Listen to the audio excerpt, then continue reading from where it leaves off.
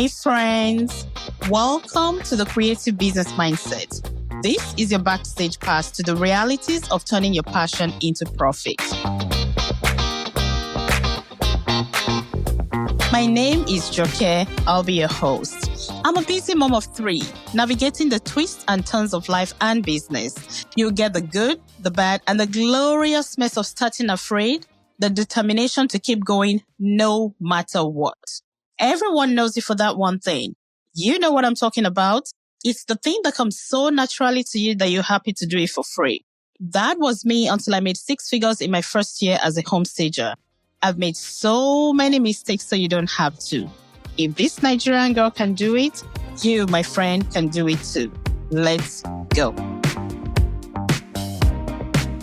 Today, I want to share something very personal, and I hope it resonates with anyone who has ever had to navigate life's unexpected twists and turns. It's a story of resilience, adaptability, and discovering the hidden strengths that come from our everyday life. I am talking about my journey, moving my whole life and leaving everything I've ever known behind to come across continents to make a new life, becoming an accidental stay-at-home mom, and how I went from changing diapers to closing real estate deals. Every moment of managing my household became the very foundation for my path into entrepreneurship. This episode was inspired by a recent session I had with an aspiring entrepreneur client who felt unprepared and underqualified to pursue a new career outside of her home after being a stay-at-home mom for many years. She reminded me so much of myself when I decided to go back to work after several years as a stay-at-home mom. Being a mom had been her only identity, and she could not see herself as anything other than that, even though the kids are now adults and gone from home. I listened for minutes as she discounted all of the skills and all of the values that she had as a mom and how she thought they were invaluable and do not transfer into the workplace. Let me tell you, sister, motherhood is one of the most intense forms of leadership training, an entrepreneurial boot camp. Every late night feeding, every budgeted grocery trip, every moment spent planning family activities, all of this prepared me for something greater than myself. If you can de-escalate a screaming toddler in the middle of a grocery store under the judgmental stares from total strangers, there is no business challenge you can't face. Okay, story time. I call myself an accidental stay-at-home mom because, truth be told, it was never part of the plan. Growing up in Nigeria, it was completely normal for both parents to work outside the home. We had very strong family network with extended family, domestic help, nannies were readily available and affordable for most middle-class families. With so much support, there was rarely any need for anyone to stay home 24/7 with the kids. Every mom I knew either had a job, a trade, or was running some sort of business. As a kid, I never knew my mom to not work. And when she left her job as a chef in the early 80s, she opened up a small shop selling everyday provisions. She ran this shop for years. Although calling it a business might be a stretch, it was more like a non-profit because if you needed something and you didn't have money, my mom would happily give it to you for free and immediately write off the debt. Okay, that was what she operated. Eventually, we managed to convince her to retire. Seriously. Anyway, you see, it was a way of life where I come from, and I never imagined I would be anything other than a working mom. But life, as they say, had other plans because soon after we got married, my husband was recruited by a tech company in Seattle, and so we relocated to the US. At the time, I had a dependent visa, which meant that I could not legally work. And this is something that none of my family members could wrap their heads around. I arrived in the US about 3 months pregnant with our firstborn child. We now have 3 amazing kids, and the said firstborn has now graduated college. Our middle child is a senior up to college next year, and our baby is a junior in high school. I honestly don't know how or what time-lapse thingy made all of this possible because I'm still in awe of how quickly they grow. Back to my story. There was a lot happening at the time, and as you can imagine, it was a major adjustment. But looking back, the timing could not be more perfect. We were settling into a new marriage, preparing for the arrival of our first child, adjusting to life in a new country all at once. It was a challenging time, but it allowed me to lean fully into this new chapter of our lives. And honestly, these early years turned out to be the best business boot camp I could ever ask for. By the time my status changed and I was cleared to work, I knew that I did not want a typical 9 to 5 job. I was fully indoctrinated into motherhood and I could not let go. I'm sure that a lot of moms can relate to what I'm talking about. I wanted something flexible so I could still be available to my family. At the time, I was in my late 20s slash early 30s, and I was one of those women who had more in their closet than they had in their bank account or in investment. Shout out to all fashionistas. This is a no judgment zone. Anyway, so one day I woke up and decided that I was going to raise capital to start a new business. And so I started taking photos of my designer bags, luxury goods, and accessories, everything I could lay my hands on. I was amazed at how much people were willing and ready to pay for my used stuff on eBay. Some even generated more than the price I paid for them. I had arrived and you couldn't tell me nothing. Seriously. So I put all that money towards starting a new business. I opened an eBay storefront and immediately started having a steady stream of clients requesting specific brands, styles, models. So I had to learn how to source, identify, and locate authentic, rare, luxury women handbags and accessories that I then sold at a premium. It was all fun and exciting until I started paying attention to the numbers. I realized that eBay and PayPal, which is the same company, they were making more money from that business than I was. But nevertheless, I learned about financing, negotiation, logistics, and profit and loss. And all of these experiences paved the way for my career in real estate, where I found my true passion. I'm really not sure how or what it is with me and being pregnant. But when I decided to get my real estate license, guess what? I was pregnant with our youngest child. It was also the height of 2007, 2008 housing market crash. I must have a knack for doubling my risks and working on the wild side. Well, thankfully, my mom was here to help with the baby, and I did what any well meaning Nigerian mom will do. I went straight back to work. There were a lot of challenges along the way. I particularly recall walking into my first day of training at the real estate brokerage where I started out. And one of the trainers looked from my face to my growing belly and back and said to me, "Wow, you are an overachiever." It wasn't what he said. What I heard and internalized for a moment was, "You're not going to make it." I got a lot of well meaning, unsolicited advice, which included, why not wait till after the baby? But you see, I wanted what I wanted and I wanted it when I wanted it, and nothing was going to stop me. My family and friends back home were genuinely concerned. My childhood friend even told me she was disappointed that I had chosen the life of a housewife. The intervention mode was fully activated, y'all, because Nigerians were known for unsolicited advice and for making other people's business our business. Because this is how we do community. We're always looking out for one another. See, the term housewife is a negative thing in Nigerian culture, but things are changing in the evolution of family structure, at the advent of the media.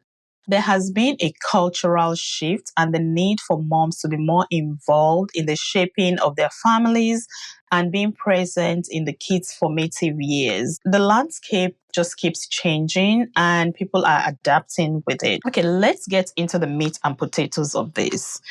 Being a stay-at-home mom is like being the CEO of a very small, chaotic startup, except your clients and employees are unable to tie their own shoes, and you're managing multiple schedules for multiple people on a daily basis.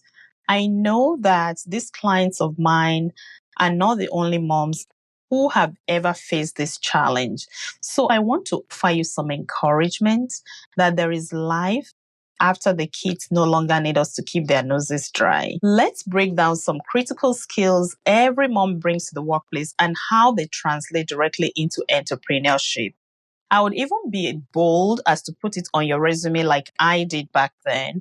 I was looking and digging for the old resume to share, but I couldn't even find it. I must have overwritten over the years or whatever. But when I was still trying to figure out what I wanted to do, I didn't want a gap in my resume that I would then need to explain at every interview. So I added household manager to my resume, and it became the icebreaker at interviews because they wanted to know more like, okay, what does this mean? And at the time, I didn't even have the right words to describe and articulate exactly all the things I did. But talking to this client recently, I started to think about all those things that we do as moms, as women, that translates into the workplace or into business and entrepreneurship. So from year 2000 to 2007, I was proudly mom in charge for the Durojaiye family at 4410 227 Place Southeast. That was and is still the best privilege of my life. Okay, let's get into it. All the skills that make moms the perfect hire for any position or for entrepreneurship. Let's talk project management. Managing a household is project management 101. You're coordinating multiple schedules, school drop-offs, pickups, meal prep, nap time, soccer practice, carpool mom, play dates, school events.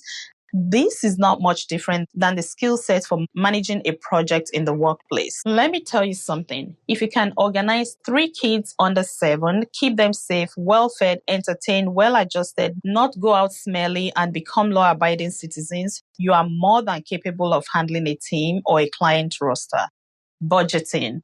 This is a mom's superpower. If you've ever figured out how to stretch a week's worth of grocery into meals everyone will eat and actually enjoy, or make them eat it anyway, you're already halfway to becoming a financial planner. Seriously, because running a household teaches you to allocate resources wisely and prioritize spending. And these are the exact budgeting skills you need in a business where financial management is crucial. Conflict resolution. I nailed it. My household was a crash course in conflict resolution and mediation.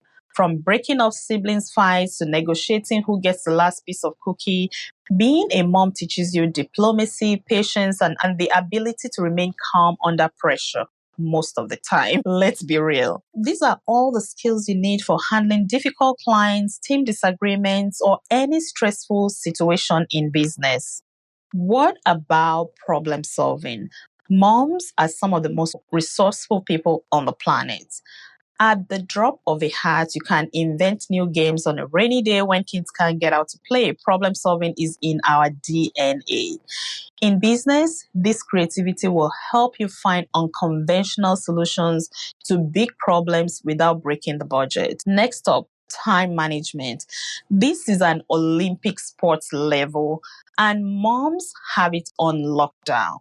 You've mastered the art of squeezing 25 hours into a 24-hour day. From getting the kids to school to making sure dinner is on the table, you are a pro at time management. And this directly relates into business where deadlines are tight and time is money. You've got this, sis. Logistics and supply chain. Grocery shopping, meal planning are essentially supply chain management. You know where every item is, what's running low, how to restock them, where to find them at the cheapest price. Understanding logistics is critical in business, whether it's managing inventory, coordinating client deliveries. Moms handle logistics every day. So you've got this, sister. Human resources, negotiation, and team morale, because your kids, they're your team, they're your clients, they're everything rolled into one. And you have to keep everybody happy. So as the chief negotiator and peacekeeper for my family, I learned how to mediate, motivate, and maintain team morale. These skills are essential in business leadership when managing multiple personalities. Leadership. You have the essentials in business leadership. All 3 of my kids could not be any more different. It means that I have to manage different personalities, create a positive environment where everyone feels heard and are able to coexist with their differences and work as a team. You know, I read a book Leaders Eat Last by Simon Sinek. I'll leave a link in the show notes. The cover of this book should have the photo of a mom because moms eat last. And that is the epitome of leadership, ensuring everyone is taken care of before yourself. You have been auditioning for this role all of your life, and it's time that you make it a reality. Event planning. You are the chief memory maker, mastering all the details that result in epic and unforgettable birthday parties, family vacations, school events that are made for the memory books. You know what it takes to plan and execute events like a pro. This skill is invaluable for organizing business events, client meetings, or even team building. If you can organize a toddler's birthday party, you can certainly manage a corporate event. And forget boardroom presentations. The real challenge, try explaining to a 3-year-old why they can't wear their favorite winter jacket to bed. And this is a true story, my middle child. I want to encourage any woman, mom or not, who has worked within the confines of a home, embrace your story as part of the journey. So whatever dream you've been holding on to, lean into it. Let your past be the springboard that launches you into the next chapter. Whether that's starting a business, changing careers, or pursuing a passion, you're more than capable than you know. And you're already equipped with everything you need to succeed.